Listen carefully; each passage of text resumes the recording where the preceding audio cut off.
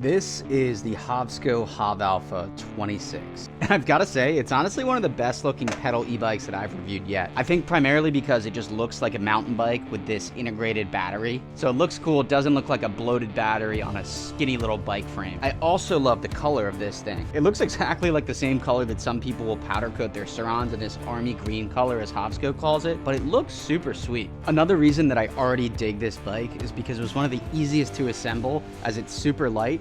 And I've got another e-bike sitting in a box over there that I'm dreading assembling. Assembly was literally just putting on these pedals and putting on the front wheel, which actually has a quick release. So if you travel a lot with this bike, you want to put it on a roof rack, put it in the back of a truck, you can take off the front wheel super easily. It also came with probably the nicest toolkit that I've ever seen rolled out, and it can be rolled up into a tiny little package so you can always have tools on you. Now, it might sound like this review is paid by how it's starting, but this is just my honest thoughts. Hovsco did send me this bike for free, but we're gonna get into the specs now. Now, the bike does sport a completely keyless ignition, so all you do to turn it on is hold this power button and the bike turns on. So there is no key to start it. This could be good or bad as far as theft goes. Now, it does come with keys. You're probably wondering what for, and that is to remove the battery from the frame. So it is locked into the frame, comes with a set of 2 keys to remove it when you would wish to. You don't need to remove the battery from the frame to charge it. You could do that if you want to charge it inside. Otherwise, you could leave it in the battery and charge it on the port right on the bottom side. And it even comes with a condom for the seat.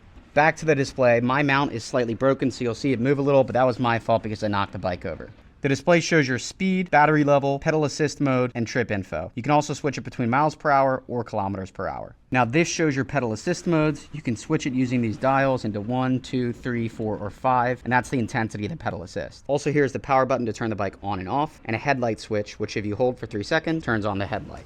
On the left, you also have a thumb throttle, which is the throttle to make the bike go. You do need to be in at least mode 1 to use this thumb throttle.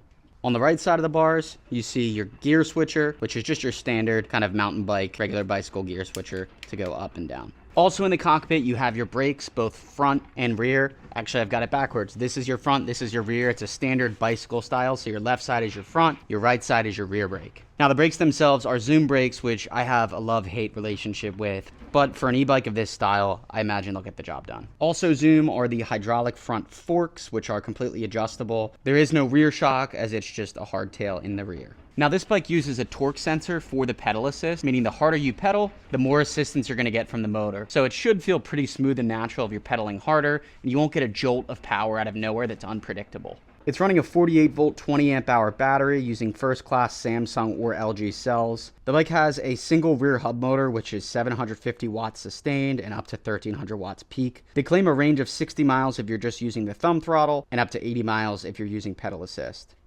It also comes with an app, so you can link your phone to the bike, track your mileage, find groups to ride with, and even unlock the bike's full potential to go up to 28 miles per hour. So we're going to enter this, search, binding. Now the bike is going to show a code, which we need to enter here, which is 3391. And then we go, and it's fully connected. From here, we can track all of our speed, distance, and so on.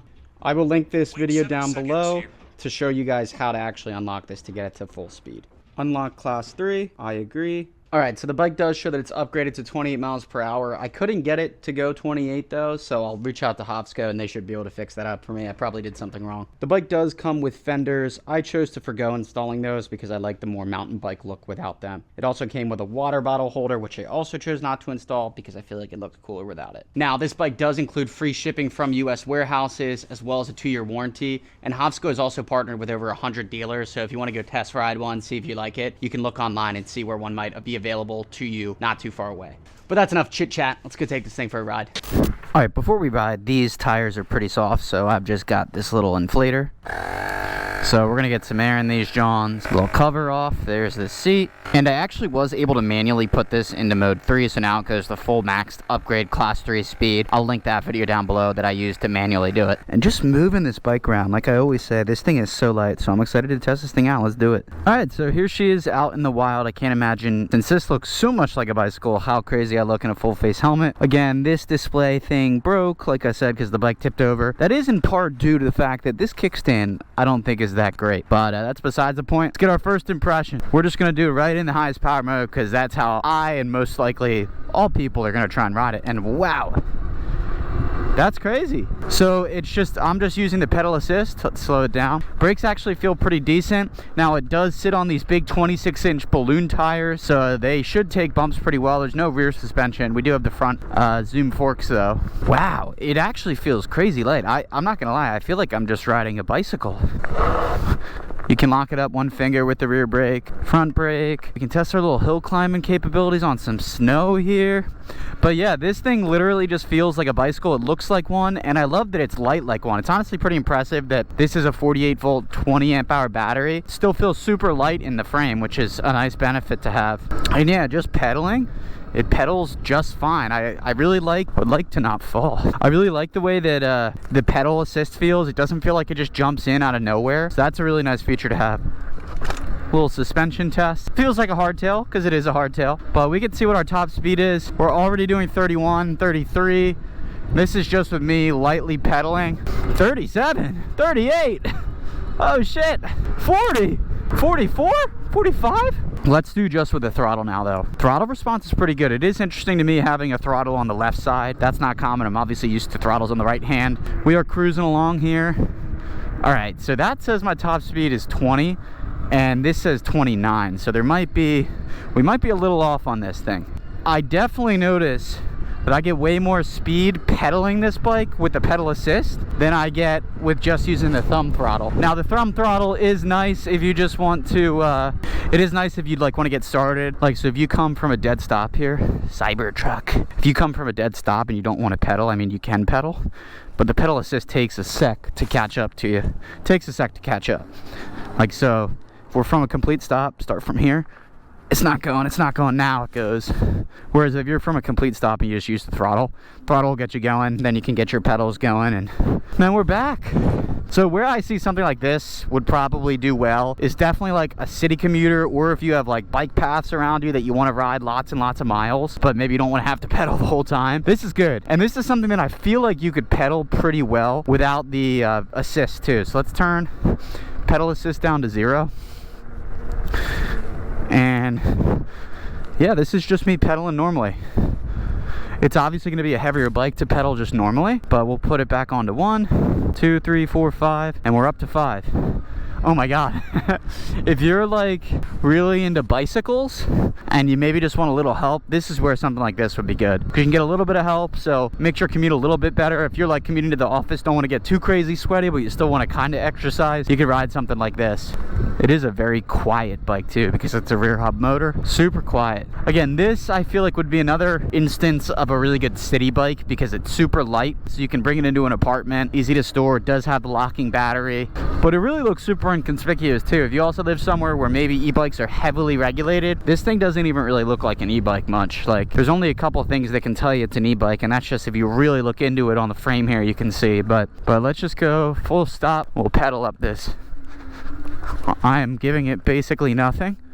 Oh my god, I put the least amount of effort humanly possible in, and it just took me right up that hill. That's where this is cool, because it's like you still get a lot of the benefits of a normal bicycle. It's super light, super easy to ride, easy to move around. You just get a lot of extra help. Rest in peace, Frosty. So we did the pedal up the hill, performed great. Let's do just straight throttle up the hill, see how it does. These are wet, snowy hills.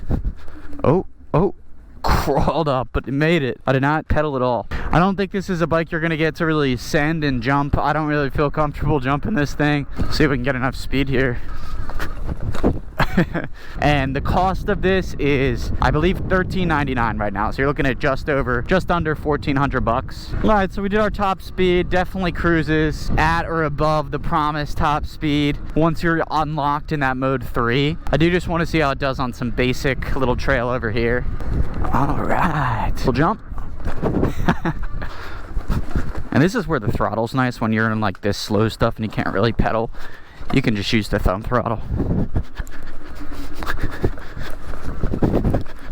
Oh my god, it is bumpy, and you definitely feel the lack of a rear shock when you hit stuff like this.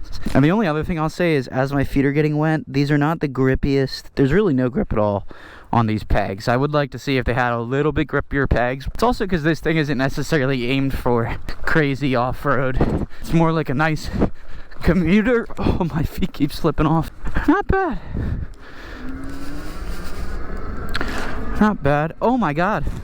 I lost a peg. There it is. It doesn't look like the threads or anything broke. I guess it just came undone. I see a little bit of threads undone there. That's kind of crazy, ain't it?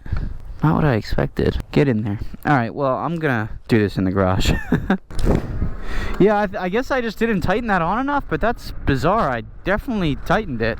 Unless it was just coming loose when I pedaled. Regardless, that's weird. Likely just user error on my end. Despite the peg coming off, which was probably my fault, I think this thing is pretty decent for what it is. Is it a bike that you buy to ride with Surons? No, absolutely not. Is it a bike you buy to off-road? Also, absolutely not. It's a bike that you can buy that would be a really good commuter. So for me, it's like a good replacement for like a car if you live in the city, or a good option if you really want to be able to do high mileage on your bike but you don't really feel like pedaling the whole time. Yeah, so if you guys are interested in this bike, feel free to check it out. I'll leave it linked in the description below. You can use code ConnorG to save on it if you are interested in it. If you have any questions, also leave them down in the comments. I'd be happy to answer anything that I can. Video's not over yet. We're back in the garage. I got the pedal back on. It turns out this thing is actually reverse threaded, which I completely forgot about, but we used the handy dandy toolkit, which I think is so sweet. But yeah, if you guys have any questions, definitely leave them down below in the comments. I think this thing is really good for the price. I think it looks pretty cool. And just make sure if you're interested in this bike, you're getting it for the right application. I think it's really good if you're trying to cruise bike trails, ride longer distances, or maybe replace your car if you live in the city. It's not gonna, replace a Suron or an ETM RTR, but it is still a fun bike. But check it out down in the description. Otherwise, I'll see you guys very, very soon. Peace.